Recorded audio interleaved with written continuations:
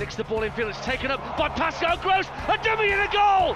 Pascal Gross doubles Brighton's lead! He says, if I don't feel comfortable, I don't feel the right motivation, I can't stay any longer. After the last game, we go on holiday and we start to think the transfer market to organise the next season. Brighton and Hove Albion have confirmed that Roberto De Zerbi will leave the club after tomorrow's game at home to Manchester United. I do think that Brighton have, in recent weeks, not been anywhere near resembling what they've been previously, and some of that is down to the manager. If there is an opportunity for him to go to Bayern Munich, he's free now to do that. Comes out to Mitoma, pulls it back, Estepinian drives it in! I don't really see why he's held in such high regard. He wants to go his way, Brighton want to go their way. Their final game is his final game tomorrow against Manchester United. Yeah, so it was announced yesterday that the Brighton head coach Roberto De Zerbi will leave the club after their final Premier League match of the season at home to Manchester United later today. The chairman, Tony Bloom, said the Premier League club and De Zerbi, who joined in September of 2022, have mutually agreed that the Italian will depart. Brighton finished 6th last season with the club's highest ever top-flight finish, securing European qualification for the first time in their history. This season, it's been a little tougher. They can't finish any higher than 10th, Cass, this time around. Yeah. Are you surprised? No. Oh. No, not at all. Why? I think Why not, then? I think he'd written his own gravestone when he done the interview a few months back, and I was like, I know. That's Did you not good. hear that wonderful voice in that package? You read Yes, a bit of I the- did. I know, it's incredible. I just couldn't. If you had let's take it from a player's perspective. If you was a player and you did an interview like that, what would the club think if you spoke out about, some of the things that were gone on in the club, and I have to speak to Bloom, and, the fact that he just sort of said, I just thought, you don't know who you're dealing with. And you also don't realise how fortunate you are to be at a club where they've given you the backing and support, give you a great opportunity of a job, and you're just literally, end of the season I'll talk to Bloom, and made it quite clear there was major differences. He should not be saying that. If he had differences in that, you speak in that meeting and Privately. it stays there. Yeah, Privately. I know. Absolutely. It was the fact that he spoke about it publicly. Quite openly. Which I remember at the time. Undermine Bloom, in my opinion. Yeah, I mean, at the time, I remember we spoke about it and thought it was really odd timing, really odd to talk about it. I mean, you heard the little bit I said there, and I'll read the full quote, really, that really kind of, as I say, we both thought that's a really strange thing to say, where he said, in future, I want to keep my ambition, my motivation. I live for football 24 hours a day.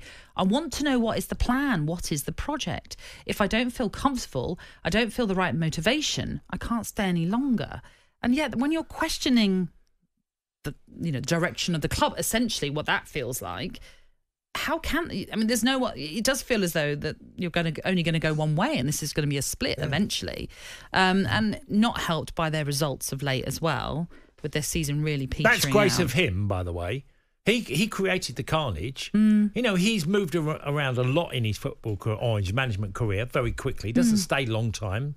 I was shocked when I heard it. I was thinking, you're questioning a club that clearly has direction, clearly has a structure. He knows exactly what he wants to do, who to buy, recruitment, managers. I was like, what is he on about? He's talking about a different club from what I see from the outside from Brighton. Yeah. Brighton have been brilliant at the way they've, sort of manoeuvred within the Premier League. Well, only the Premier League's bottom 4 sides have collected fewer points in 2024 than Brighton, who have just won 2 of their last 12, failing to score more than once across that entire run as well. So it's been a difficult 2024, certainly, for he Brighton. derailed it, by the way. Well, for me, I can understand what you're saying, because if you're a player, you're thinking, well, are you sticking around? I mean, it was hard, and obviously they had their European campaign as well, which added to the issues, and they had injuries like a lot of teams. I understand, and some big ones, and some big ones mainly, some big but key players. I was still shocked, and I'm not surprised he left the football club, because I think once Bloom heard that, it will be like, okay, I'll bide my time. Interestingly, just to get your take on this before we hit the break, there is suggestions that Kieran McKenna is a leading contender to replace De Zerbi, and also that Bayern Munich, with the confirmation that Thomas Tuchel is definitely leaving, are keen to offer De Zerbi an immediate return to management. McKenna to Brighton. Should Ipswich be worried? Ipswich fans as well? Yes, I think there should be. I'm not sure that would materialise. I think Russell Martin could be a choice as well at Southampton. Ooh.